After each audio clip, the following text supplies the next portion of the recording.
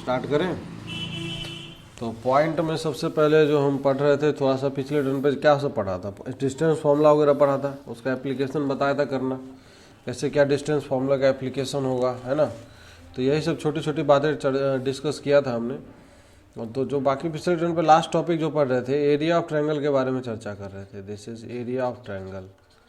Area of triangle, इसके बारे में, एरिया ऑफ ट्रायंगल। तो यहाँ पे अगर समझने की कोशिश करें, देखिए उसका जो तरीका बताया था हमने, तरीका क्या बताया था, इवन ट्रायंगल के लिए नहीं, वो इवन सारे पॉलिनोमियल के लिए वैलिड रहेगा। ट्रायंगल हो, क्वाड्रिलेटरल हो, पेंटागन हो, किसी भी पॉलिनोमियल के लिए अगर एरिया निकालना हो, अगर उससे कोऑर्डिनेट्स दिए हो, सारे वर्टिसेस के ऑर्डर में होने चाहिए। If the coordinates given are in the order, triangle में खैर ऑर्डर का लोचा रहता नहीं है, क्योंकि 3 पॉइंट है तो हमेशा वैसा ही रहता है जैसा कॉन्फ़िगरेशन x1 y1 है, और मान लेते हैं B पॉइंट है, दिस इज x2 y2 है ना, और C पॉइंट है, मान लेते हैं दिस इज x3 y3 है। तो बताया था इसका एरिया निकालने के लिए ये है, सबसे सिंपल तरीका बताया था। ऐसे डेल्टा एरिया अगर लिखेंगे तो डेल्टा एरिया इक्वल टू हो जाएगा, this is 1/2 times of mod of, अब ऐसे कहीं से स्टार्ट हो जाएंगे लिखना, जैसे x1 y1, ठीक है, उसके बाद जैसे x2 y2, फिर उसके बाद x3 और y3, और जहाँ से हम स्टार्ट करेंगे वहीं पे एंड भी हो जाएंगे, जैसे x1 y1 है कि नहीं।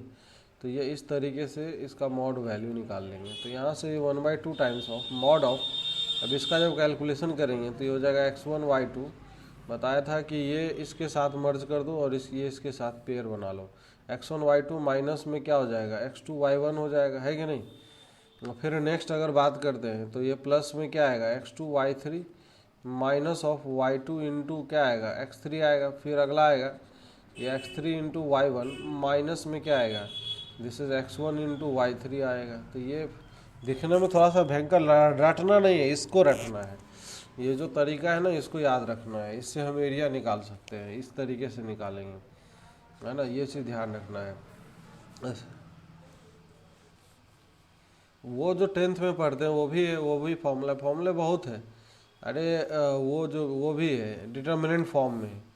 डिटर्मिनेंट फॉर्म में एरिया का जो फॉर्मूला है, डिटर्मिनेंट फॉर्म में, this is 1/2 times of, this is x1 y1 1, x2 y2 1, है ना, x3 y3 1। उसी का आसान वर्जन है ये, दो के फॉर्म में साइक्लिक ऑर्डर में लिख लेना, है ना, एक ही बात है। ये भी एरिया का फॉर्मूला आता है, इसका डिटर्मिनेंट फॉर्म वैल्यू एरिया ही होता है। ये भी याद रख सकते हैं, क्योंकि क्या पता है इस एग्ज़ाम में ये भी पूछ ले, है ना। बाकी मैं जल्दी से निकालने के लिए तरीका बताया, ऊपर वाले को फॉलो करेंगे तो जल्दी आएगा। जैसे एग्जांपल के तौर पे मैं निकाल के भी एक बताता हूँ। जैसे एग्जांपल ये है कि find the area of the triangle, find the area of triangle form by vertex दिया हुआ है, दिस इज 1,2, वर्टेक्स बी है 0,3 एंड वर्टेक्स सी है -1,0 है। इस तरीके से वर्टिसेस दिए हुए हैं।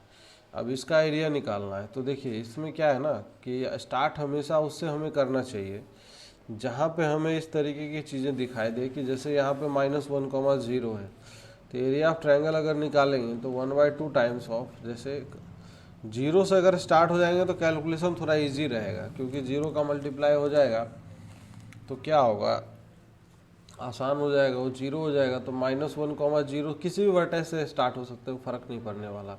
-1,0, फिर अगर हम बात करें 0,3 ले लेते हैं, फिर 1,2 ले लेते हैं, और ध्यान रखना जहाँ से स्टार्ट हुए उसी को रिपीट भी कर दीजिएगा, है ना, तभी एरिया सही से निकलेगा। तो ये 1/2 टाइम्स मॉड वैल्यू है।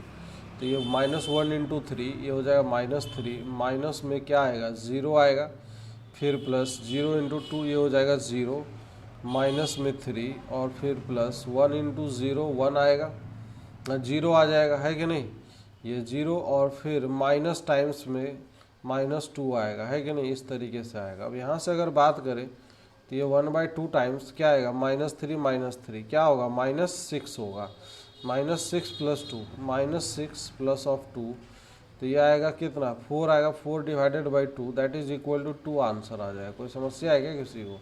तो एरिया ऑफ ट्रायंगल हम इस तरीके से कैलकुलेट कर सकते हैं, उसमें कोई लोचा लफड़ा नहीं है।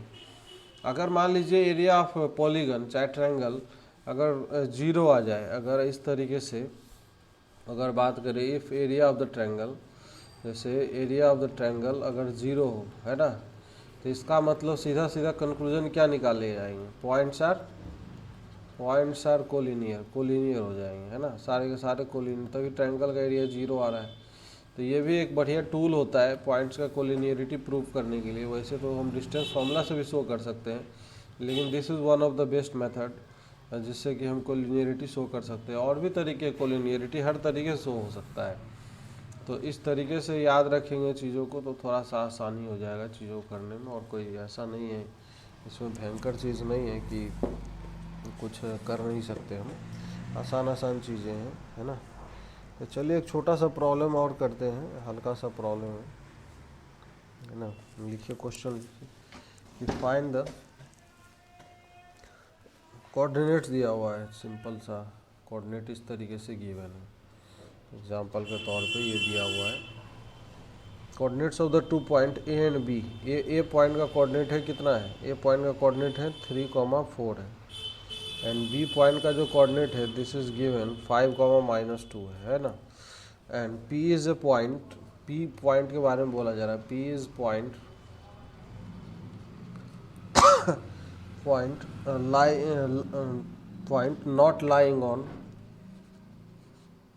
not lying on any coordinate axis, मतलब x एक्सिस y एक्सिस पे नहीं लाई कर रहा है, ये इसका मतलब है ना, coordinate axis. And such that given condition such that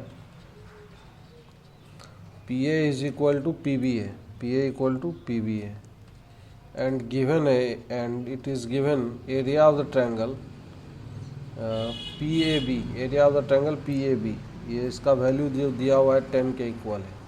तो हमें कोऑर्डिनेट फाइंड आउट करना है। देन कोऑर्डिनेट्स ऑफ P क्या होगा, then coordinates of P will be what. Option A दिया हुआ है, option A is 2,7, option B is given 7,2। निकालिए, कैलकुलेशन चालू कर दीजिए। Option C is 1,0 and option D is given as 0,1। इस तरीके से निकालना है। चलिए जैसे बोला जा रहा है क्वेश्चन में कंडीशन समझना और उसको अप्लाई कर देना है। उसमें करना क्या है, बहुत ऐसा तो टफ काम नहीं दी बोला है।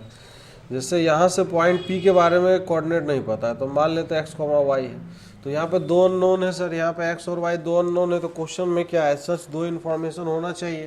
तो 2 इन्फॉर्मेशन दिए हुए हैं, PA equal to PB and area of triangle equal to 10। तो यही दोनों इन्फॉर्मेशन है जो हमें काम आने वाला है। तो पहला condition PA equal to PB है, इसका मतलब PA square equal to PB square हो जाएगा, है ना। तो PA स्क्वायर अगर कैलकुलेट करेंगे तो x माइनस 3 का square plus of y minus of 4 का ये square equal to PB square करेंगे तो x माइनस ऑफ 5 का स्क्वायर और ये प्लस में y प्लस 2 का स्क्वायर आ जाएगा, है कि नहीं। तो इस तरीके से अब यहाँ से अगर देखें तो x स्क्वायर कैंसिल आउट हो जाएगा। अब इसमें अगर बात करें y स्क्वायर कैंसिल आउट हो जाएगा, तो माइनस ऑफ 6x आएगा यहाँ से, है ना, माइनस ऑफ 6x और इसको माइनस 10x, तो इधर आएगा तो ये प्लस 10x हो जाएगा, है कि नहीं। माइनस में 8y है कि नहीं, यहाँ से देखिए सबको माइनस 8y और यहाँ से कितना है प्लस 4y है। इसको इधर ले आएंगे तो माइनस में क्या आएगा 12y आएगा, है कि नहीं। कांस्टेंट टर्म जो है, बाकी कांस्टेंट टर्म के बारे में अगर विचार करें तो ये 25 है, 5 का स्क्वायर 25 प्लस 4 29 हो जाएगा, है कि नहीं। 29 माइनस में 9 और माइनस में कितना आएगा 16 आएगा, है कि नहीं। तो यहाँ से जो चीज़ें हैं अब इसको देखते हैं, ये कितना आ जाएगा 4x माइनस में 12y इक्वल टू में इस तरफ कितना आएगा, इस तरफ आ जाएगा 25, 16 और 9 25, ये 4 हो जाएगा। 4 से अगर डिवाइड कर दे तो x minus 3y equal to में 1 आ जाएगा, है कि नहीं। पहला रिलेशन तो यही है, this is the first relation. अब यहाँ पे दूसरा जो चीज़ है एरिया ऑफ ट्रायंगल दिया हुआ है, उसका भी यूज़ करेंगे। Area of triangle equal to 10, area of the triangle equal to 10। तो एरिया ऑफ ट्रायंगल का वही फॉर्मूला अप्लाई कर लेते हैं। अच्छा एक चीज़ और देखिए यहाँ पे जो हम कहना चाह रहे थे कि कभी भी वेरिएबल को रिड्यूस करते चलना है। जैसे जैसे आगे बढ़ेंगे तो जैसे x minus 3y equal to 1 इस लाइन पे लाई कर रहा है ना, तो अगर हम यहाँ से y को बीटा मान ले, y को समझिएगा, y को अल्फ़ा चाहे बीटा जो मानना है मान लीजिए, y को t रख लेते हैं, सबसे बढ़िया, ना अल्फ़ा ना बीटा, t रख लेते हैं। तो y को अगर t रख लेंगे तो x का वैल्यू क्या आएगा, यहीं से देखिए सभी लोग, यहीं से समझ में आ जाएगा कितना आएगा, x इक्वल टू 1+3t हो जाएगा। मतलब यहाँ से भी आंसर अगर चाहे तो निकाल सकते हैं, थोड़ा सा अगर कॉमन सेंस काम करता हो, मतलब ऐसा नहीं है कि हमेशा इसे होल्ड करेगा। x इक्वल टू मतलब इस फॉर्म का आंसर होगा 1+3t और t, इस तरीके से होगा। मतलब इसको अगर जो सेटिस्फाई करेगा तो वही आंसर हो जाएगा। जैसे ऑप्शन ए को अगर चेक करेंगे सर टी का वैल्यू 7, एक्स सेटिस्फाई नहीं कर रहा। ऑप्शन बी में सर टी का वैल्यू 2 तो एक्स 7 आ रहा है। ऑप्शन सी टी का वैल्यू 0, लेकिन बी और सी दोनों ही सेटिस्फाई कर रहे हैं। समझ में आ रहा है? तो इसलिए थोड़ा सा क्या है कि अब कैलकुलेशन फर्दर करना पड़ेगा इसका मतलब। तो यहाँ से मतलब ऐसे एक बता दिया, आइडिया देने के लिए हमने बताया है कि इस तरीके का चीज़ क्वेश्चन में अगर अपेयर हो तो हम यूज़ कर सकते हैं। तो 1/2 टाइम्स मॉड ऑफ, नेक्स्ट अगर बात करें 3 4, और यहाँ से अगर बात करें 5-2 है, और फिर क्या है x का वैल्यू t था, नहीं है 1+3t है और t है, तो ये हो जाएगा 1+3t और ये t आएगा, और ये कितना आएगा 3,4 आएगा। ये इस तरीके से है। इसका determinant mod value equal to 10 है।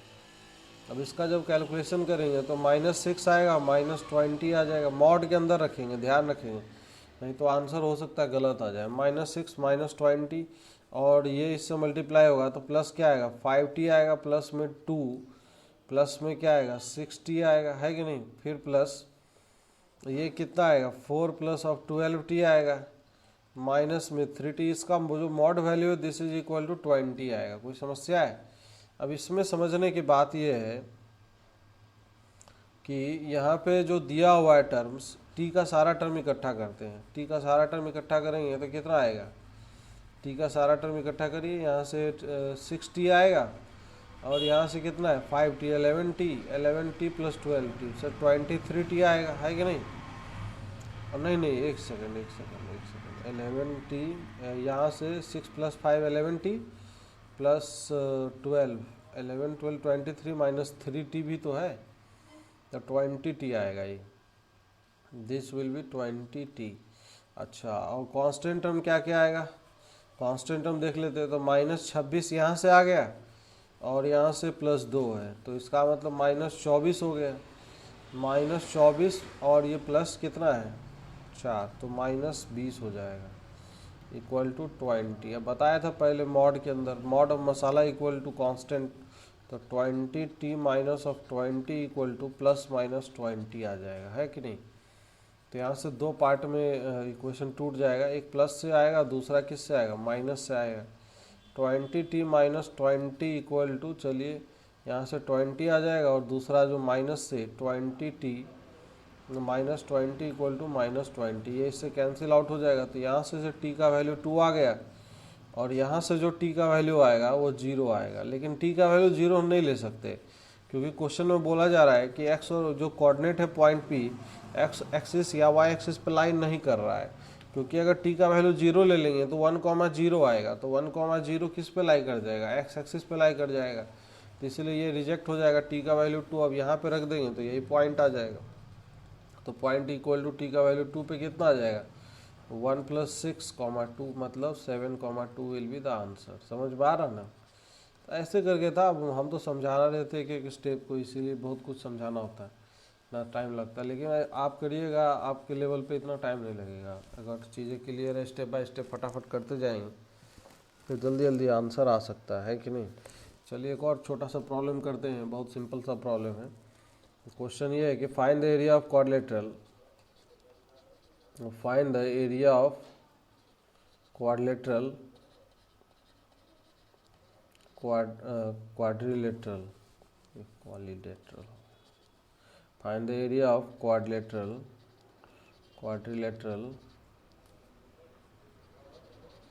find the area of the quadrilateral whose vertices are, vertex दिया हुआ है पॉइंट A 1,2, पॉइंट B दिया हुआ है दिस इज 5,3, पॉइंट C दिया हुआ है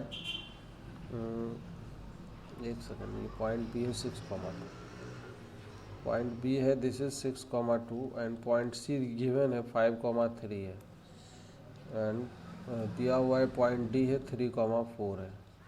तो इसका एरिया निकालना है। सभी लोग निकालिए, फटाफट निकालिए। सिंपल है कैलकुलेशन, कोई ऐसा नहीं है, टफ काम नहीं करना है।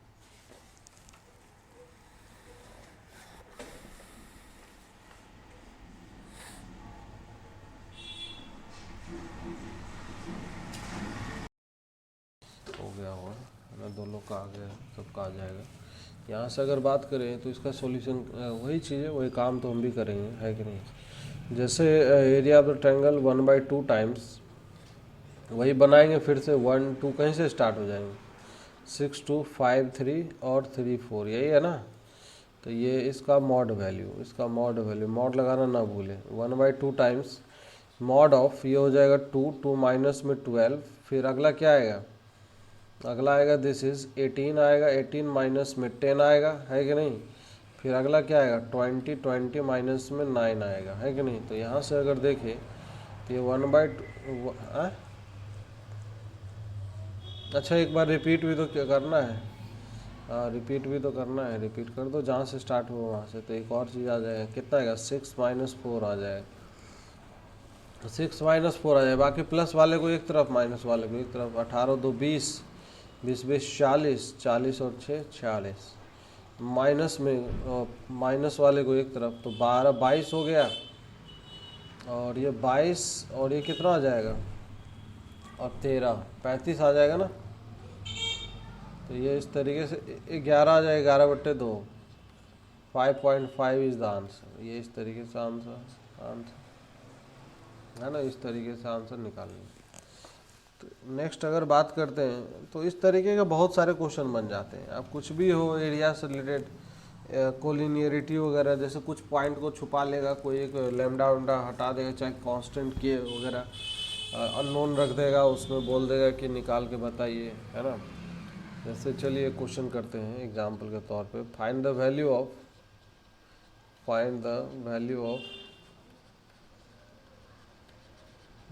lambda such that the points 2, 1, lambda, 3 and this is 0, 2 lambda are collinear।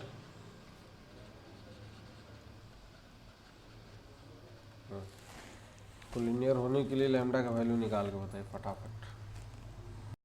ऐसा नहीं होता, आंसर क्या ऐसा होता है, तो नहीं कुछ रियल वैल्यू आ रहा है तो नो रियल वैल्यू हो जाएगा, है ना ऑप्शन। जैसे अब यहाँ पे अगर बात करेंगे, अगर सॉल्यूशन का बात करें तो क्या हो जाएगा, कोलिनियर बोल रहा है ना, तो एरिया ऑफ ट्रायंगल क्या कर देंगे 0, तो कहीं से स्टार्ट हो जाइए, वही चीज़ है मॉड डिटर्मिनेंट फॉर्म में। दिस इज 2 1 लैम्डा 3, फिर क्या आएगा 0 2 लैम्डा, फिर क्या आएगा 2 1 आएगा, इस तरीके से आ जाएगा। अब इसका वैल्यू 0 हो जाएगा, और 2 का कोई मतलब 1/2 का है नहीं, उधर 0 में चला जाएगा। तो ये 6 माइनस ऑफ लैम्डा, फिर क्या आएगा 2 लैम्डा स्क्वायर, माइनस में 0 आएगा, और फिर प्लस अगला क्या आएगा 1 × 0 1 आएगा, 0 आएगा, माइनस में 4 lambda, this is equal to 0 आ जाएगा। अब यहाँ से अगर बात करें 2 lambda square minus of 5 lambda और प्लस 6 इक्वल टू 0, तो यहाँ से कोई ज़रूरी नहीं कि क्वाड्रेटिक का रूट एग्जिस्ट करे ही। अगर डी चेक कर लेंगे तो बी स्क्वायर माइनस 4 से 25 माइनस ऑफ 8 × 6 निगेटिव में आ रहा है, इसका मतलब no real value of lambda हो जाएगा, है कि नहीं। No real value of lambda, ठीक है ना, तो कोई दिक्कत नहीं है, इस तरीके से भी आंसर दिया जा सकता है। तो ऐसे ही क्वेश्चन इसमें बनेंगे, है ना। अब नेक्स्ट अगर बात करते हैं जैसे सेक्शन फॉर्मूला, इसी में पॉइंट में बात कर लेते हैं हम सेक्शन फॉर्मूला का। सेक्शन फॉर्मूला के बारे में चर्चा किए थे पहले भी, है ना। Section formula, internal division, external division.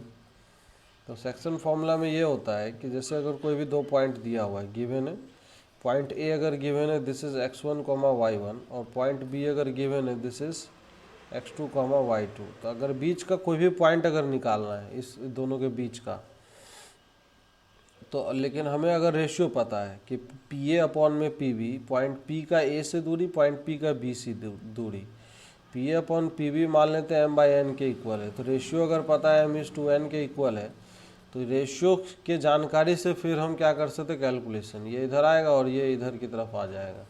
तो पॉइंट पी का जो कैलकुलेशन हो जाएगा, point P will be equal to what M X two, ये हो जाएगा M X two plus of N Y N X one divided by ये M plus of N, और सिमिलरली जो एक्स के साथ होगा वही वाई के साथ, ये M Y two plus N Y one upon में क्या आएगा ये एम प्लस ऑफ एन। तो ये होता है सेक्शन फॉर्मूला में। अब इसको बोलते हैं इंटरनल डिवीजन। अगर पॉइंट पी जो है, if point P lies inside A B line segment के अंदर लाई करेगा, तो इस केस में बोलते हैं this is internal division. Internal division बोलते हैं, इंटरनल डिवीजन में रेशियो जो है, रेशियो को पॉजिटिव लेते हैं, मतलब एम बाई एन का जो वैल्यू आएगा वो ग्रेटर देन 0 रहेगा, ठीक है ना। अच्छा, पॉइंट पी कभी कभी क्या होता है एक्सटेंशन पर लाई करता है। If point P lies on the extension of A B के एक्सटेंशन पर लाई करेगा, एक्सटेंशन ऑफ ए बी। अब जैसे ये दोनों पॉइंट है कि नहीं, पॉइंट ए है दिस इज x1, y1, और पॉइंट बी है दिस इज x2, y2, और ये इसके एक्सटेंशन पे अगर यहाँ पे थोड़ा सा आगे लाई कर जाए, यहाँ पे इस तरीके से पॉइंट पी, तो पॉइंट क्यू बोल देते हैं इसको, बेहतर रहेगा। अब यहाँ पे रेशियो का जो कॉन्सेप्ट है वही रहेगा, मतलब क्यू का ए से डिस्टेंस और क्यू का बी से distance equal to M by N. Ratio कभी एक्चुअली निगेटिव होता नहीं, क्योंकि रेशियो तो डिस्टेंस का है, वो अपने हम कैलकुलेशन के पर्पज से रेशियो को निगेटिव ले लेते हैं, तो एक्सटर्नल डिवीजन का पॉइंट मिल जाता है। समझ में आ रहा है ना। तो इसलिए इस केस में जो रेशियो है ना एक्सटर्नल डिवीजन के केस में, फॉर द कैलकुलेशन पर्पस ये एक्सटर्नल डिवीजन में जो है कैलकुलेशन पर्पस के लिए एम बाई एन का वैल्यू निगेटिव ले लिया जाता है। ये इसका असली कॉन्सेप्ट है, समझ में आया। तो ये चीज़ ध्यान रखेंगे, ये चीज़ बहुत काम का चीज़ है। एक्सटर्नल अगर कभी भी इंटरनल एक्सटर्नल डिवीजन अगर हमें पता हो तो काम कर सकते हैं, कोई भी कोऑर्डिनेट निकाल सकते हैं, किसी भी पॉइंट का कोऑर्डिनेट फाइंड आउट कर सकते हैं, उसमें कोई लोचा लफड़ा वाली बात है ही नहीं, है कि नहीं। छोटा छोटा कॉन्सेप्ट है ये सब। जैसे मिड पॉइंट फॉर्मूला हो गया, अब इसी में अगर बीच का पॉइंट अगर कैलकुलेट करना हो, सर बीच का पॉइंट अगर दो पॉइंट गिवन है x1 y1, तो यहाँ पे x2 y2 है, तो बीच वाला पॉइंट अगर निकालना हो तो मिड पॉइंट अगर निकालेंगे तो मिड पॉइंट इक्वल टू क्या हो जाएगा बताइए, यहाँ से x1 प्लस x2/2 और फिर क्या हो जाएगा y1 प्लस ऑफ y2/2 हो जाएगा। मिड पॉइंट फॉर्मूला ऐसे करके निकल आएगा। कई बार क्या होता है ट्राइसेक्शन वाला पॉइंट पूछ देता है, find the points of the coordinate which is trisecting the given lines को ट्राइसेक्ट करता है। तो जैसे ए है x1 y1 और बी है यहाँ पे x2 y2, तो इसमें ट्राइसेक्शन के एक्चुअली 3 इक्वल पार्ट में बांटना। तो 3 इक्वल पार्ट में बांटेगा तो भैया एक यहाँ पे होगा एक इधर होगा, कहीं 2 पॉइंट आएंगे कि नहीं आएंगे। तो इस केस में जैसे मान लो पॉइंट पी ये है, पॉइंट क्यू ये है, अगर पॉइंट पी का रेशियो देखे तो पॉइंट पी ए बी को किस रेशियो में डिवाइड करेगा। क्या यहाँ पे सर ये x है तो ये x पार्ट हो जाएगा, तो ये 2x पार्ट हो जाएगा, समझ में आ रहा है ना। तो इसीलिए जो लेंथ है ये रेशियो हो जाएगा, इसका क्या हो जाएगा, यहाँ से सब लोग बताइए क्या रेशियो आएगा। क्या यहाँ से 1:2 आएगा, इसका रेशियो आएगा ना, ये इधर जाएगा और ये इधर जाएगा। तो ये समझ में आ रहा है कि नहीं सभी को। तो पॉइंट पी का जो कोऑर्डिनेट हो जाएगा, पॉइंट पी का कोऑर्डिनेट क्या हो जाएगा, यहाँ से 2x1 plus of x2 divided by 3। Concept को समझना है। अब यहाँ पे जैसे ये q ए बी को किस रेशियो में डिवाइड करेगा 2:1, क्योंकि q का डिस्टेंस a से 2 यूनिट होगा और q का डिस्टेंस b से 1 यूनिट होगा, तो इसीलिए इधर आएगा और ये इधर आएगा। तो इस केस में जो रेशियो डिवीजन आएगा वो sir x1 plus of 2x2, point p का y कोऑर्डिनेट नहीं लिखा हमने, ये y1 2y1 plus of y2 divided by 3 symmetric रहता है। q का अगर लिखेंगे तो इसी प्रकार से क्या आ जाएगा x1 प्लस में 2x2 आएगा डिवाइडेड बाई में 3, और similarly y1 plus of 2y2 divided by क्या आएगा 3 आएगा कि नहीं आएगा। तो यहाँ से ये चीज़ समझना है, ध्यान रखिएगा, ये चीज़ है कि नहीं। ये सब छोटी छोटी बातें हैं, बस ऐसे ही है कि बता दे रहे, ध्यान रखना है कि उसमें मिस्टेक ना हो, गलतियाँ ना हो। है ना। तो कई बार क्या होता है कि रेशियो वगैरह पूछने लगता है क्वेश्चंस वगैरह में। जैसे एक छोटा सा क्वेश्चन करते हैं, बहुत सिंपल प्रॉब्लम। लिखिए क्वेश्चन, लिखिए find the ratio, find the ratio in which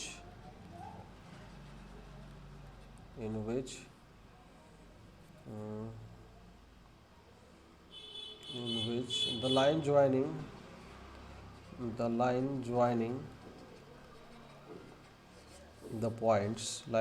the points, point A दिया है 3,4, पॉइंट बी दिया हुआ है this is 2,-1, is divided by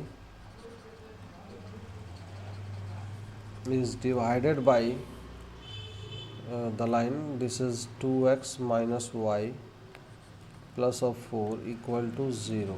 ठीक है, ये क्वेश्चन है। क्वेश्चन का एक बार मतलब मैं समझा दे रहा हूँ, उससे समझ में आ ही गया होगा। अगर नहीं फिर भी अगर दिक्कत है तो समझ लीजिए। जैसे मान लेते हैं ये 2 पॉइंट दिया हुआ है, ए पॉइंट दिया है सर 3,4 है, और बी पॉइंट जो गिवन है दिस इज 2,-1 गिवन है कि नहीं। तो यहाँ से अगर देखें ये जो चीज़ें हैं, तो इसमें अगर क्या है, अब ये कोई लाइन है ना, कोई लाइन है। अब उस लाइन के बारे में बोला जा रहा है कि एक लाइन कहीं से गुजरेगा पूरे प्लेन पे, एक्स वाई प्लेन पे। तो मान लेते हैं इस तरीके से लाइन गुजरेगा, तो इसको कहीं ना कहीं काटेगा, कहीं ना कहीं ए बी लाइन को काटेगा। तो ये किस रेशियो में काटेगा, मान लेते हैं पॉइंट पी में काटेगा। तो मतलब P A upon P B का रेशियो क्या होगा वो हमें फाइंड आउट करना है कि नहीं। तो कभी भी अगर रेशियो निकालना होता है तो उसको हम सिंपल मान लेते हैं ऐसे करके, k:1 के फॉर्म में। सभी लोग ध्यान रखिए, k:1 के फॉर्म में मान के कैलकुलेट करते हैं, फिर k का वैल्यू निकाल लेते हैं। ये इधर जाएगा और ये इधर जाएगा, है कि नहीं। और इस लाइन का इक्वेशन दिया हुआ है this is 2x minus of Y plus of 4 equal to 0। तो क्या करेंगे, पॉइंट पी का x और y कोऑर्डिनेट निकाल के इस लाइन में रख देंगे, तो k का वैल्यू आ जाएगा। निकाल के बताइए सभी लोग।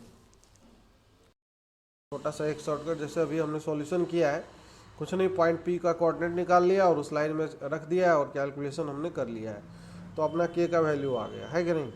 इसका शॉर्टकट क्या बना लेंगे, कुछ नहीं, एक फॉर्मूला छोटा सा याद रखेंगे। अगर इस तरीके का क्वेश्चन एग्जाम वगैरह में दिखता है तो बहुत जल्दी कैलकुलेशन हो जाता है। जैसे एक्चुअली में ये क्वेश्चन ही है अपने आप में। जैसे मान लेते हैं 2 पॉइंट दिया हुआ है, ये x1 और y1, ठीक है, और ये पॉइंट बी है x3, x2 और y2 है। अब एक कोई लाइन है, कोई एक लाइन का equation, general equation ax plus B Y plus of C equal to 0 है। तो अब इसको ये किस रेशियो में डिवाइड करेगा, मतलब ये जो लाइन है, line divides A be in which ratio, ये रेशियो निकाल सकते हैं। तो फिर से हम वही काम करेंगे सर, k:1 मान लेंगे रेशियो को, k:1, और ये इधर जाएगा और ये इधर जाएगा। तो पॉइंट पी का जो कोऑर्डिनेट है, पॉइंट पी का कोऑर्डिनेट निकाल सकते हैं कि नहीं। तो पॉइंट पी का हम कोऑर्डिनेट फाइंड आउट कर लेंगे। पॉइंट पी का कोऑर्डिनेट जो है वो किस हिसाब से आएगा निकल के, बताइए। पॉइंट पी का कोऑर्डिनेट ये आएगा kx2 प्लस में क्या आएगा x1 divided by this is k plus of 1। Similarly y coordinate ky2 plus of y1 divided by this is k plus of 1। अब इस पॉइंट पी का कोऑर्डिनेट इस लाइन में रखना है, इस लाइन के इक्वेशन में। तो ये हो जाएगा sir a times kx2 plus of x1 divided by k plus of 1 आएगा, और plus b times of this is ky2 plus of y1 divided by क्या आएगा, k plus of 1 plus of c equal to क्या आएगा, 0 आएगा। अब इस चीज़ को समझिए। अब यहाँ से अगर देखें तो ये जो टर्म है, इसमें अगर a times this is kx2 plus of x1 plus में फिर सिमिलरली b टाइम्स में ky2 प्लस ऑफ क्या आएगा, y1 plus of c times this is k plus of 1 equal to 0। तो यहाँ से जो k का वैल्यू है वो k का वैल्यू निकाल सकते हैं। तो देखिए k का वैल्यू क्या आएगा, माइनस टाइम्स में आएगा this is ax1 plus bx2, ax1 plus by1। एक सेकेंड, k का कोफिशिएंट ax1 by1 इस तरीके से आएगा ना, by1 और प्लस में c आएगा, plus c, this is upon में नीचे आ जाएगा this is ax2 plus of by2 plus of c। इससे क्या फीलिंग आ रहा है, ये फॉर्मूला याद रखने में बहुत टफ नहीं है, बहुत सिंपल है, एक्चुअली में कुछ है ही नहीं है, एकदम आसान दिख रहा होगा। कारण ये लाइन का इक्वेशन को सभी लोग फिर से देखिए। लाइन का इक्वेशन क्या था, ax plus B Y plus C equal to 0। तो ax1 plus B Y one plus C को देख के क्या प्रतीत हो रहा है, मन में क्या क्या क्या फीलिंग आ रहा है? ऐसा फील आ रहा है कि x1 कॉमा y1 को इस लाइन में रखा गया है? अरे हाँ कि ना बताइए सभी लोग। ऐसा फील हो रहा है ना कि x1 कॉमा y1 जो पॉइंट ए का कोऑर्डिनेट है वो सर इस लाइन में रखा गया ऊपर, और नीचे अगर बात करें तो पॉइंट बी का कोऑर्डिनेट सर इस लाइन में रखा गया है कि नहीं? अरे नहीं समझ में आ रहा है क्या कुछ भी? पॉइंट बी का कोऑर्डिनेट नीचे वाले में रखा गया है। तो बस कुछ नहीं करना है, कभी भी इस तरह का क्वेश्चन आए और लाइन का इक्वेशन दिया रहे, फॉर्मूला अगर याद है तो ऊपर वाला लाइन में क्या करेंगे, पॉइंट सेटिस्फाई करा देंगे, और नीचे दोनों पॉइंट को सेटिस्फाई करके रेशियो ले लेंगे और माइनस लगा देंगे, आंसर आ जाएगा। जैसे अभी ऊपर वाला ही क्वेश्चन था, उसी का एक्चुअली शॉर्टकट है, कुछ नहीं, फॉर्मूला याद रहे तो अच्छा है, जल्दी हो जाएगा। जैसे मान लीजिए एज फॉर एग्जाम्पल, जैसे 2 पॉइंट ये दे दे, समझिएगा सभी लोग, दो एक पॉइंट दे दे 1,2 और दूसरा पॉइंट दे दे सर कुछ भी देते -1,1, और एक लाइन का इक्वेशन दे दिया है इस तरीके से, मान लेते हैं x plus Y minus 6 equal to 0 है कि नहीं। अब बोला जा रहा है कि ये किस रेशियो में डिवाइड कर रहा है, पॉइंट P। तो पॉइंट P ए बी को किस रेशियो में डिवाइड कर रहा है, तो रेशियो का अगर इधर से लेंगे k/1, तो अभी अभी देखा सर k इक्वल टू क्या है, माइनस टाइम्स ऑफ, बताइए इसको 1,2 को इसमें रखेंगे पहले, तो 1 + 2 -6 अपॉन में नीचे -1,1 को इसमें रख देंगे, -1 + ऑफ 1 -6 आ जाएगा, है कि नहीं। तो ये माइनस टाइम्स ऑफ क्या आ जाएगा, 3 - 6 इज -3 अपॉन में नीचे 1 और -1 कैंसिल आउट हो जाएगा और -6 आएगा नीचे, है कि नहीं। तो ये कुल मिला के जो कैलकुलेशन है माइनस माइनस प्लस हो जाएगा, और 3/6 कितना आ गया, 1/2 आ गया, तो ये माइनस में 1/2 रेशियो आंसर आ गया। तो ये जल्दी से हम कर पाएंगे। तो क्या है कि जल्दी एग्ज़ाम में जल्दी करने के लिए हमें जानना तो हर चीज़ पड़ेगा, पहले पूरा रास्ता पता होगा तभी एक्चुअली में सही से ये पता होगा कि कौन सा रास्ता छोटा है कौन सा रास्ता लंबा है। तो बड़े छोटे का एहसास तभी होता है एक्चुअली जब हमें हर चीज़ का जानकारी होगा। तो क्या है, घबराने की ज़रूरत नहीं है, इस तरह के क्वेश्चन आप लोगों को मिल सकते हैं, याद रखिएगा। छोटा सा कॉन्सेप्ट बताया, एक ऐसे ही छोटा सा एक और प्रॉब्लम कर लेते हैं। एक दिया हुआ है कि इफ़ द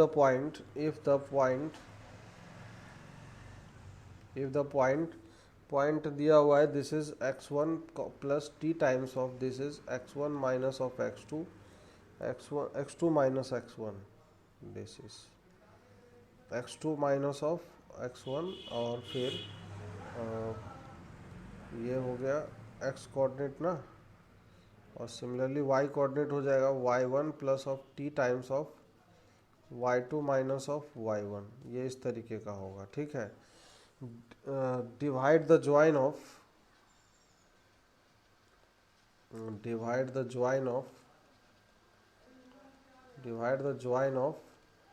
ये ए और बी बोल, ये पॉइंट है ए, ठीक है। इसको ए कुछ भी बोल देते हैं, पॉइंट पी बोल देते हैं। Divide the join of point A x1, y1 and B, this is x2, y2 internally divide कर रहा है, इंटरनली। तो t के बारे में बताना है। देन पहला ऑप्शन है t के बारे में क्या है, पहला option t is less than 0, option number B t का वैल्यू सर 0 से 1, option number C t is greater than 1, and option number D t is less than 1। चलिए बताइए आंसर क्या होगा, सोच विचार करिए।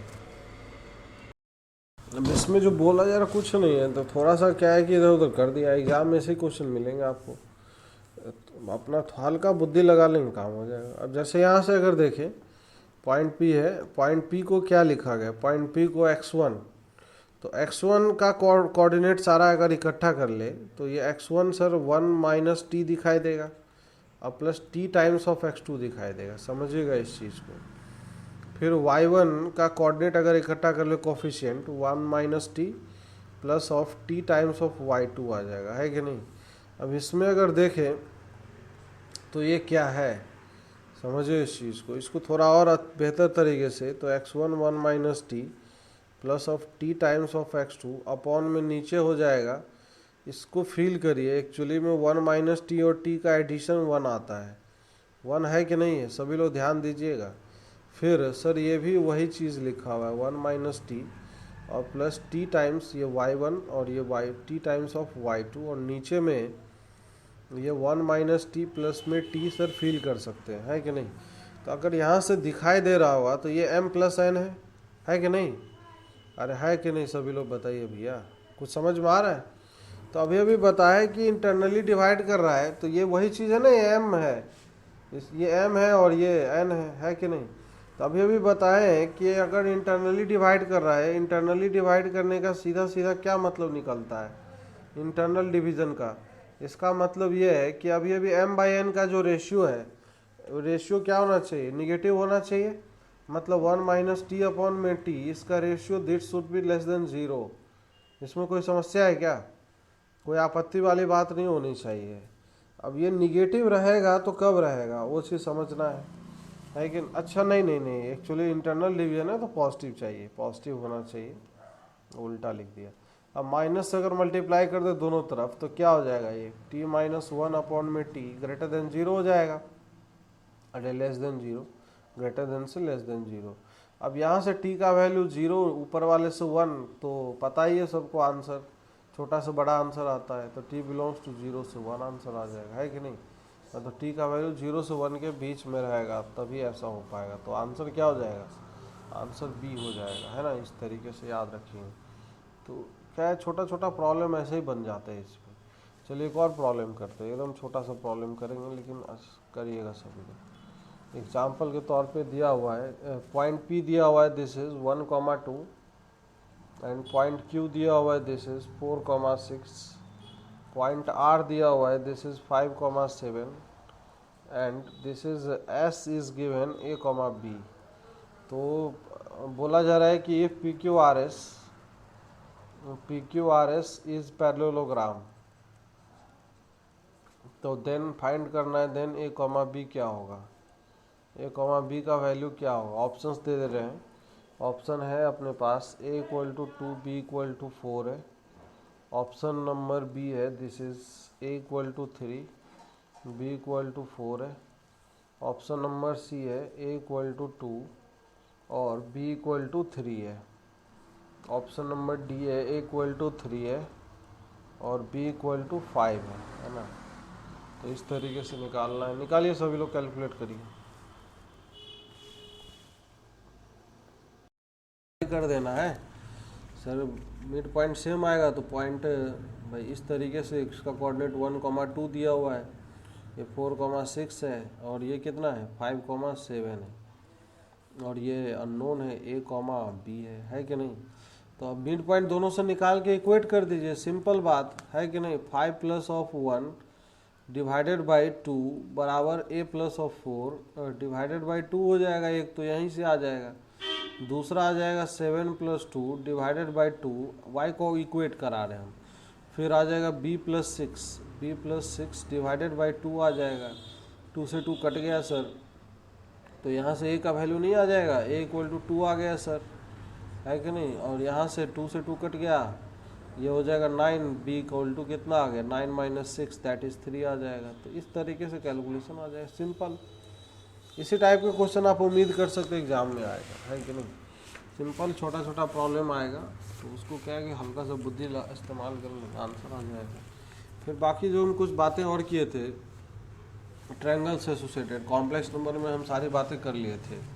अब यहाँ पे हम उतना टाइम खर्चा नहीं करेंगे, फटाफट बस कोऑर्डिनेट लिखते जाएंगे, जल्दी जल्दी होता जाएगा। जो कुछ ट्रायंगल से रिलेटेड जो कुछ पॉइंट्स थे, है कि नहीं, जैसे स्पेशल पॉइंट्स, जैसे सेंट्रोइड हो गया, सरकम सेंटर हो गया, इन सेंटर हो गया, एक्सेंटर हो गया, ऑर्थो सेंटर हो गया, ये सब के बारे में हम कई बार बात किए हैं। इस सॉल्यूशन ऑफ ट्रायंगल में भी बात किए थे, कॉम्प्लेक्स नंबर में भी चर्चाएं किए हैं।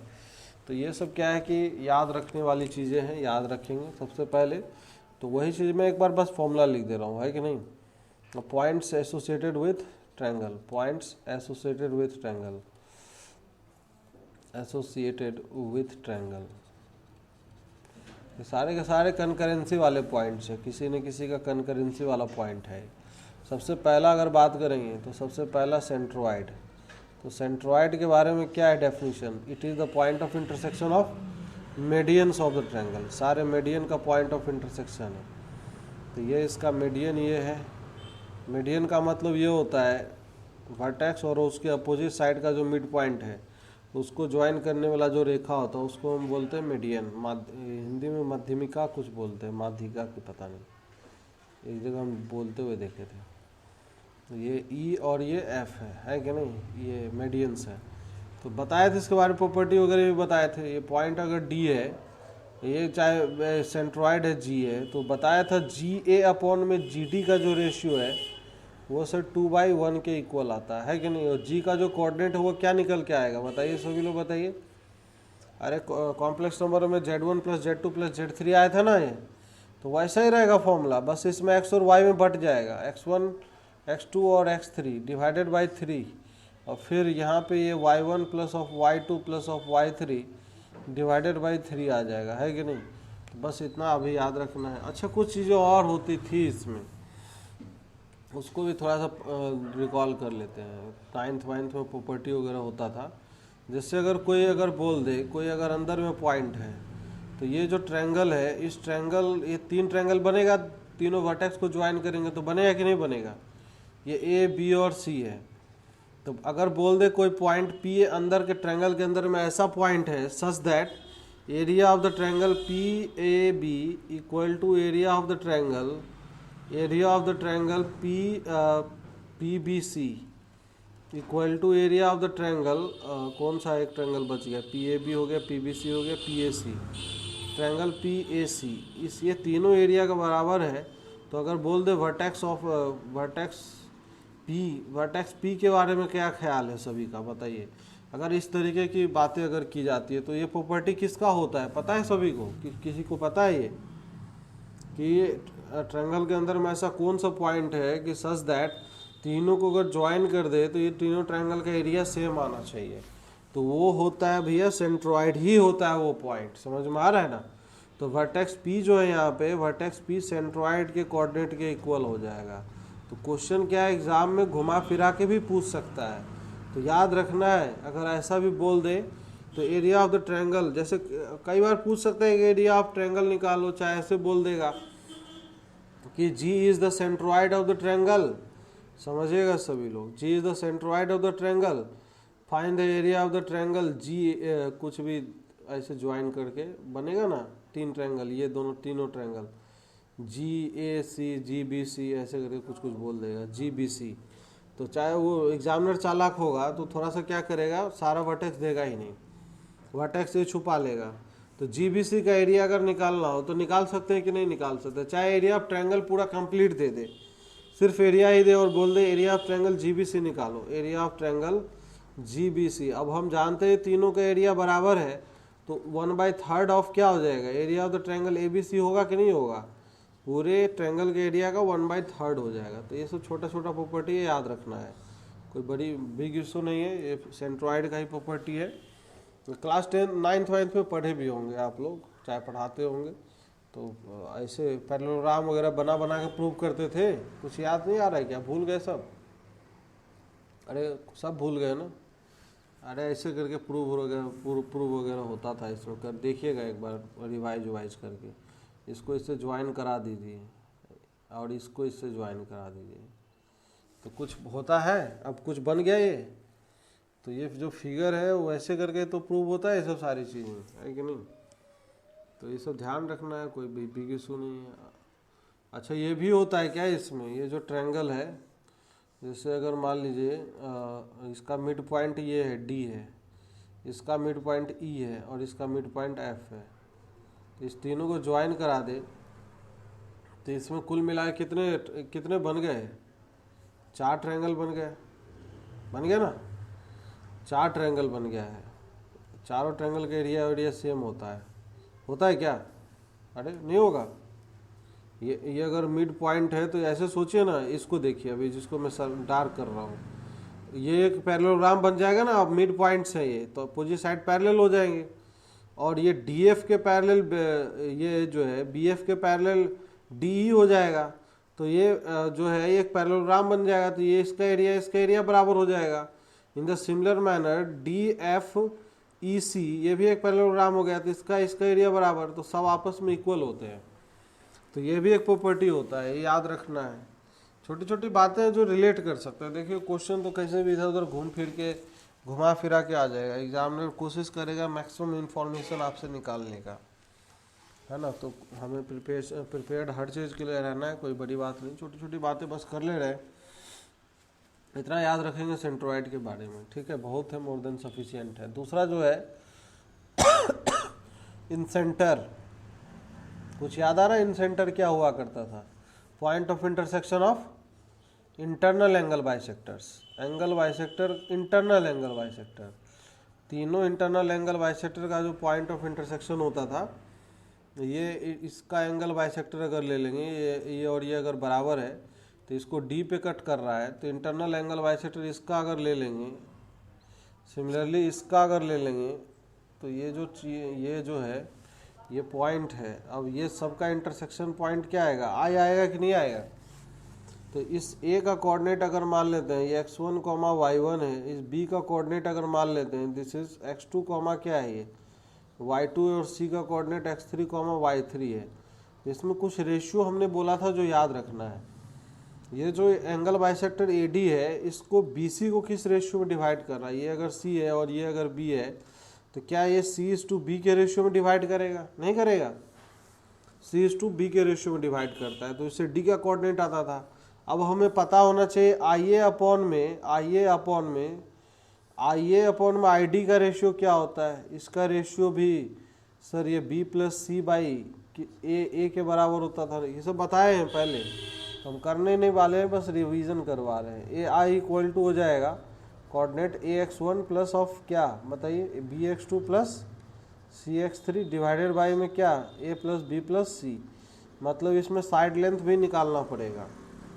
तो ये BY1 CY2 plus CY3 divided by में नीचे ये अच्छा AY1 this is AY1 BY2 CY3 divided by नीचे A plus B plus C हो जाएगा, है ना। तो ये इंसेंटर के बारे में इंफॉर्मेशन ये याद रखना है। नेक्स्ट अगर बात करते हैं तो इंसेंटर का ही एक भाई और था, याद है? एक्सेंटर, अरे एक्सेंटर नहीं एक्सेंटर था। तो एक्सेंटर में क्या था? एक्सेंटर में सब कुछ सेम रहता है सर, रेशियो बस क्या होता है, रेशियो बस निगेटिव एक्सटर्नल डिवीजन हो जाता है ये। तो जैसे इसमें 3 एक्सेंटर आएंगे, एक आई के अपोजिट वर्टेक्स ए के अपोजिट, एक बी के अपोजिट और एक सी के अपोजिट आएगा। तो ये जिसके अपोजिट होगा उसमें माइनस लग जाएगा, AX1 BX2 plus CX3 divided by नीचे माइनस में A plus B plus C, फिर similarly minus of AY1 plus of BY2 plus of CY3 divided by में नीचे आ जाएगा माइनस में A plus B plus C। Similarly अगर B के opposite अगर लिखना हो तो यही चीज़ B के अपोजिट में क्या आएगा? B के अपोजिट में हो जाएगा क्या बताइए AX1 माइनस में BX2 और प्लस CX3 डिवाइडेड बाई नीचे क्या होगा A minus B plus C आएगा। सिमिलरली AY1 माइनस में BY2 और प्लस क्या आएगा CY3 और नीचे हो जाएगा A minus B plus C। समझ में आ रहा है ना बात?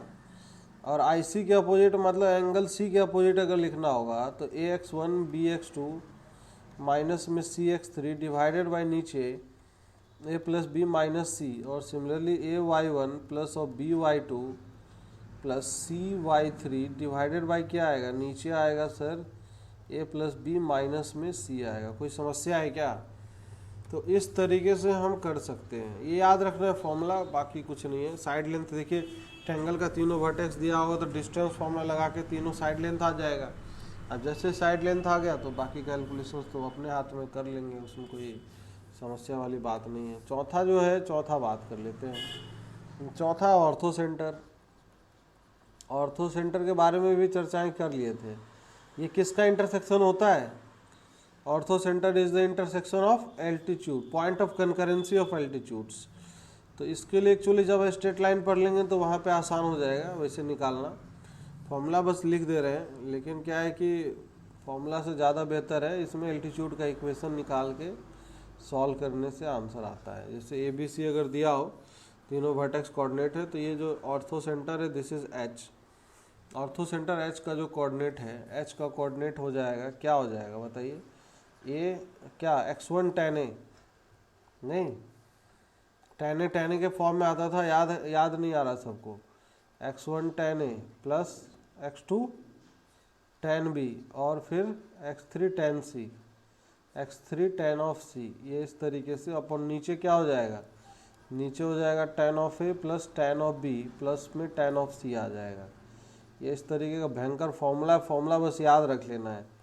इसका एप्लीकेशन कम है, बहुत कम एप्लीकेशन है। बस अगर मान लीजिए एग्जाम में फॉर्मूला ही पूछ ले तो क्या करेंगे भाई, हमें प्रिपेयर्ड तो हर चीज़ के लिए रहना पड़ेगा ना। फिर आप कहोगे सर ने तो बताया नहीं, तो हम बता हर चीज़ दे रहे हैं, आपके दिमाग में जितना स्टोर कर पाइए उतना बेहतर है ना। ये tan C इस तरीके का ऑर्थो सेंटर का फॉर्मूला आता है। बाकी हम स्ट्रेट लाइन पढ़ेंगे तो अल्टीट्यूड्स का इक्वेशन निकालना जब सीख जाएंगे तो कोई भी दो एल्टीट्यूड को सॉल्व कर लेंगे, ऑर्थो सेंटर आ जाया करेगा।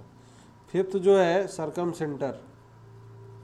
तो सरकम सेंटर क्या होता है, point of concurrency of perpendicular bisector of the sides. ये बताए थे ना, परपेंडिकुलर बाइसेक्टर्स अगर लेंगे ट्रायंगल का, साइड्स का जो परपेंडिकुलर बाइसेक्टर्स हैं, जैसे ये साइड है, इसका जो परपेंडिकुलर बाइसेक्टर है ये है, इस साइड का, अरे ये क्या लिया, ये परपेंडिकुलर बाइसेक्टर अगर लेंगे, जैसे मान लेते हैं ये है परपेंडिकुलर बाइसेक्टर, ये भी नहीं हुआ, बीचों बीच आएगा, मिड पॉइंट पे लेना है एक्चुअली, मान लीजिए ये ले लेते हैं, ये है। सिमिलरली इसका जो परपेंडिकुलर बाइसेक्टर होगा ये हो जाएगा, सिमिलरली जो इसका परपेंडिकुलर बाइसेक्टर होगा ये आ जाएगा, है कि नहीं, इसका परपेंडिकुलर बाइसेक्टर ये आ जाएगा इसका। तो ये जो परपेंडिकुलर बाइसेक्टर सब है ये इसके बराबर आएगा और ये इसके इक्वल और ये इधर आपस में इक्वल।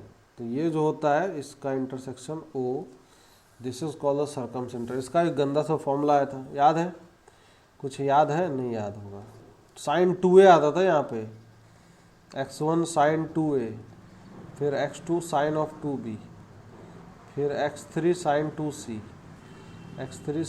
2C अपॉन में नीचे sin 2A plus sin 2B plus sin 2C, sin 2A sin 2B और प्लस ऑफ sin 2C आएगा। Similarly y1 into sine of 2A और फिर ये y2 into this is sine of 2B और फिर ये आएगा y3 into this is sine of 2C divided by नीचे आएगा this is sine of 2A plus sign of 2B और प्लस साइन 2C, है कि नहीं।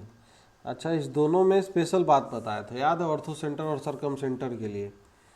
राइट एंगल के ट्रायंगल के केस में, राइट एंगल के केस में कुछ स्पेशल बात हुआ करता था, नहीं, राइट एंगल के केस में कुछ नहीं याद आ रहा है क्या, राइट एंगल के केस में क्या होता था बताइए सभी लोग, राइट एंगल ट्रायंगल के केस में, अरे कुछ नहीं याद आ रहा है, सब भूल गए सर। और जो है ऑर्थो सेंटर और सरकम सेंटर के बारे में बातें नहीं थी, ये जो जहाँ पे 90 डिग्री बनता है वो क्या हो जाएगा, ऑर्थो सेंटर हो जाएगा। ये ऑर्थो सेंटर, ये सर ऑर्थो सेंटर है।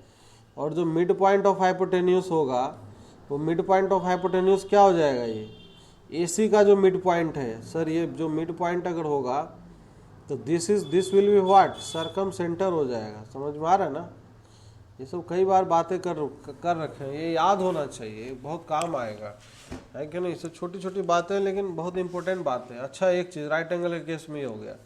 अच्छा, दूसरा अगर इसी में चर्चा कर ले कि इक्विलैटरल ट्रायंगल के केस में क्या होगा, इक्विलैटरल ट्रायंगल के केस में, इक्विलैटरल ट्रायंगल के केस में क्या सारे के सारे जो इंटरनल वाले पॉइंट है सब सेम होगा, अरे सब बराबर आएंगे। इन इक्विलैटरल ट्रायंगल के केस में सेंट्रोइड का जो कोऑर्डिनेट होगा, सेंट्रोइड इन सेंटर, ऑर्थो सेंटर और जो सरकम सेंटर है सबके सब इक्वल आएंगे, सारे के सबके कोऑर्डिनेट सेम आते हैं। समझ में आ रहा है ना, इक्विलैटरल ट्रायंगल के केस में निकाल के देख सकते हैं, समझ में आ जाएगा, अभी के अभी समझ में आ जाएगा ना। इन सेंटर में AX1 BX2 CX3 होता है और ABC बराबर जब कर देंगे तो ऊपर नीचे कॉमन आगे कट नहीं जाएगा, तो सेंट्रोइड के इक्वल आएगा और सब बराबर होते हैं इसमें, तो कंफ्यूज नहीं होना है एग्जाम में अगर पूछ ले तो, है ना। तो नेक्स्ट अगर बात करते हैं, चलिए अब इसमें एक और इम्पोर्टेंट बात बताए थे, याद आ रहा है कुछ इम्पोर्टेंट बात, छोटा सा इम्पोर्टेंट बात, कि किसी भी ट्रायंगल में कुछ पॉइंट कोलिनियर हुआ करते हैं। कौन से पॉइंट, एक फॉर्मूला बताया था याद रखने के लिए, ONGC। अरे ONGC बताए थे ना कि किसी भी ट्रायंगल में, इन एनी ट्रायंगल, ये फॉर्मूला इन एनी ट्रायंगल के लिए है, ऐसा नहीं कि स्पेशल ट्रायंगल के लिए, सारे ट्रायंगल के लिए है।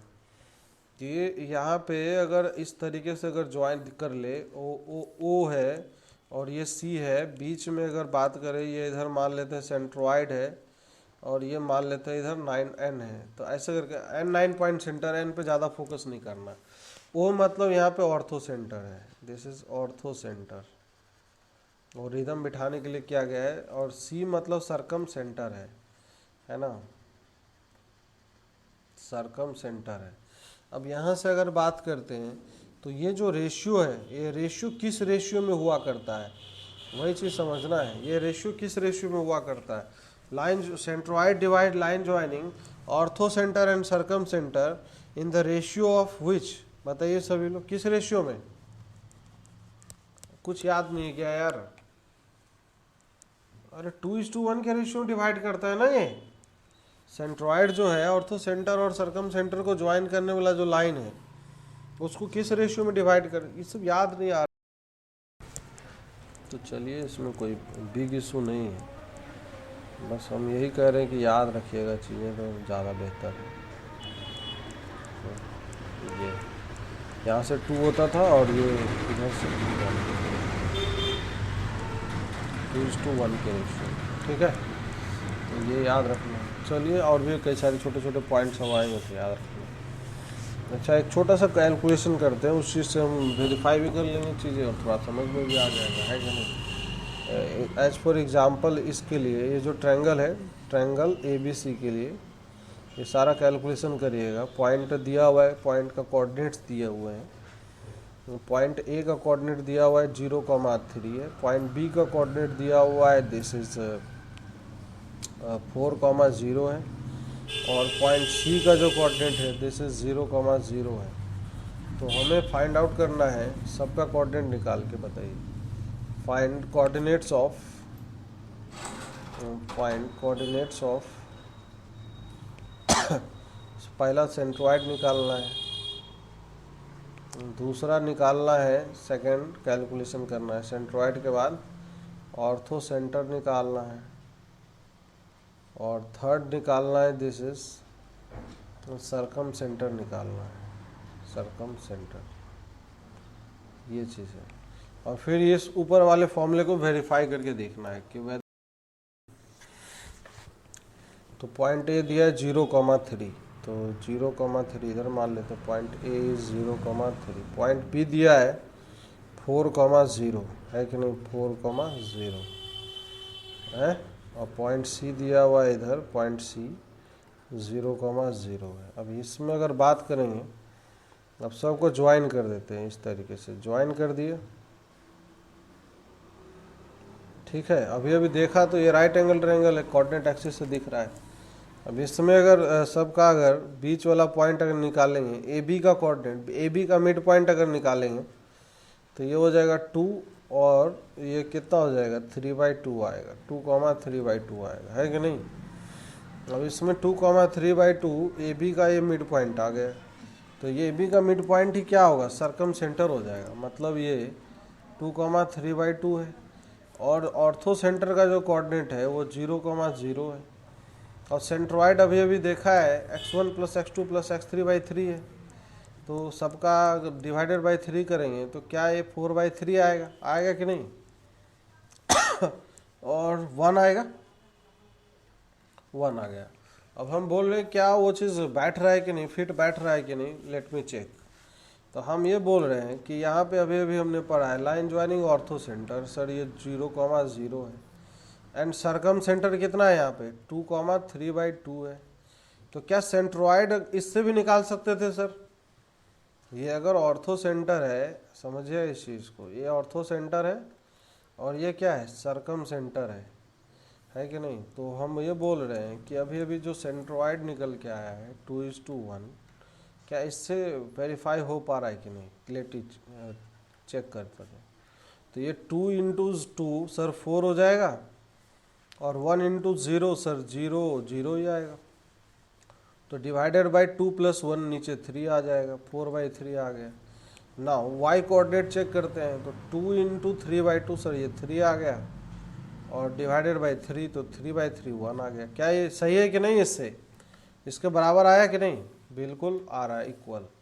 तो ये टर्म और ये टर्म बिल्कुल इक्वल है सर, तो कोई दिक्कत नहीं है। तो ये जो फॉर्मूला है दैट इज़ वेरी यूजफुल। हम उसको बस एक बार वेरीफाई करवा रहे थे सभी लोग से, और थोड़ा सा कैसे यूज कर सकते हैं, रिजल्ट्स का कैसे यूज कर सकते हैं, तभी हमारे एग्ज़ाम में टाइम बचेगा। मैक्सिमम अगर हम रिजल्ट का यूज़ करें, अब ऐसे तो हर चीज़ का कैलकुलेशन अगर करने बैठेंगे तो बहुत टाइम लगने वाला है, समझ में आ रहा है? बहुत ज़्यादा टाइम लगेगा। अच्छा, अब तक मान लीजिए बिना स्ट्रेट लाइन का फॉर्मूला का हम सरकम सेंटर का अगर कोऑर्डिनेट फाइंड आउट करना चाहते हैं तो क्या निकाल सकते हैं? पहले हमें ये बताइए। अगर मान लीजिए कोऑर्डिनेट ए है, ये बी है, ये सी है, अब ये स्ट्रेट लाइन का फॉर्मूला, ये भी फॉर्मूला यूज़ नहीं करना है। हम ये कह रहे हैं कि बिना इन सबों का अगर हमें कैलकुलेशन करना हो तो कर सकते हैं, बिल्कुल कर सकते हैं, क्योंकि इसका यहाँ से डिस्टेंस, इसका यहाँ से डिस्टेंस और इसका यहाँ से जो डिस्टेंस होगा, कि सारे के सारे डिस्टेंस बराबर होंगे, होंगे कि नहीं? तो हम ये यूज़ कर लेंगे OA = OB = OC, और ये अगर यूज़ कर लेंगे मतलब OA² =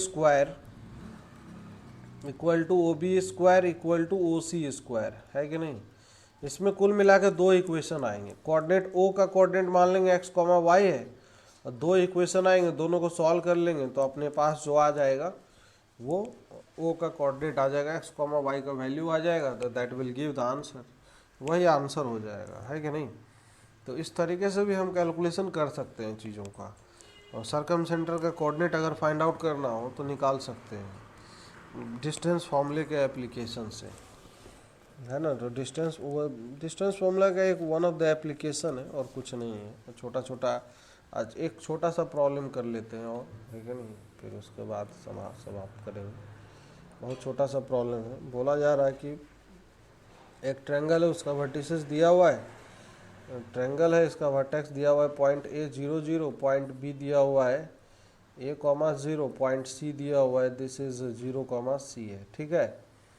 इस तरीके से 0, B है, ये है। तो हमें कैलकुलेट करना है, find the coordinates of in centre. निकालिए सभी लोग फटाफट, फाइंड द, फॉर्मूले में रख देना है, तुरंत आंसर आएगा। Coordinates of in centre, in centre का कोऑर्डिनेट निकालना।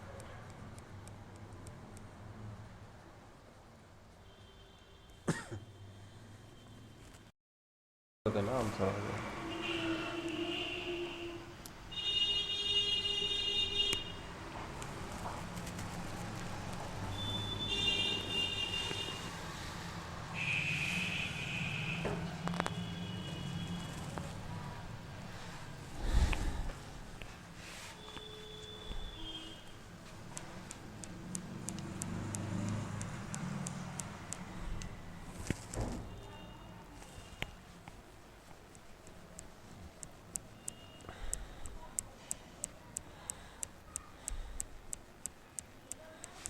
क्या विचार है इसमें, क्या है नहीं है, समझते हैं इस चीज़ को। पहले वाले प्रॉब्लम में अगर बात करते हैं, फर्स्ट प्रॉब्लम में क्या है, ये राइट एंगल ट्रायंगल दिया हुआ पहला वाला, समझ में आ रहा है सभी को?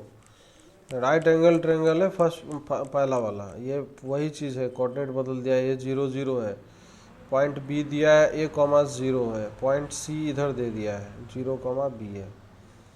ऐसे करके एक डायग्राम जरूर थोड़ा सा जहाँ बनने वाला होगा वहाँ बना लेंगे, है कि नहीं? ऐसे।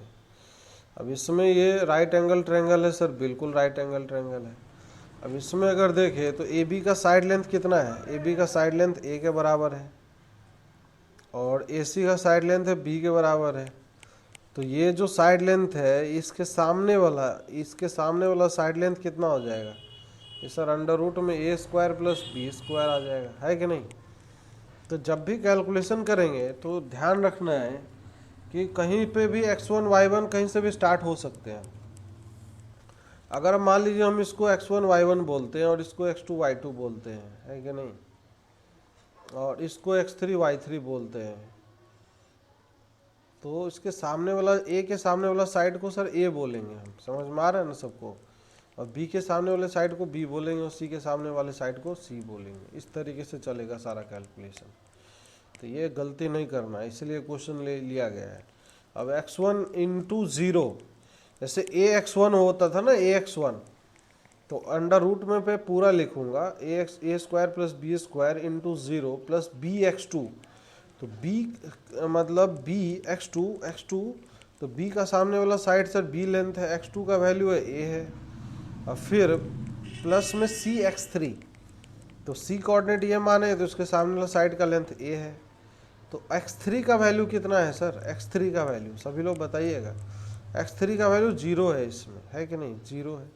और नीचे divided by a plus B plus C आता था, यही होता था ना। तो अंडर रूट में a square plus B square plus B plus of a आ जाएगा।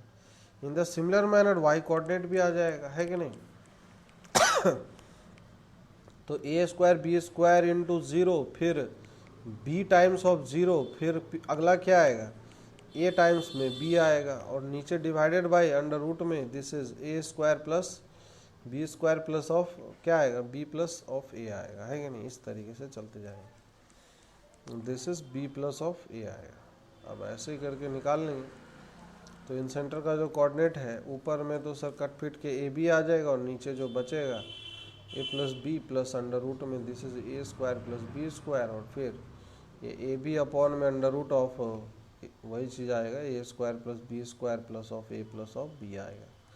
तो यही आंसर हो जाएगा। कोई समस्या है क्या किसी को? तो इस प्रकार से हम चल सकते हैं, इसमें कोई समस्या की बात नहीं है, है ना।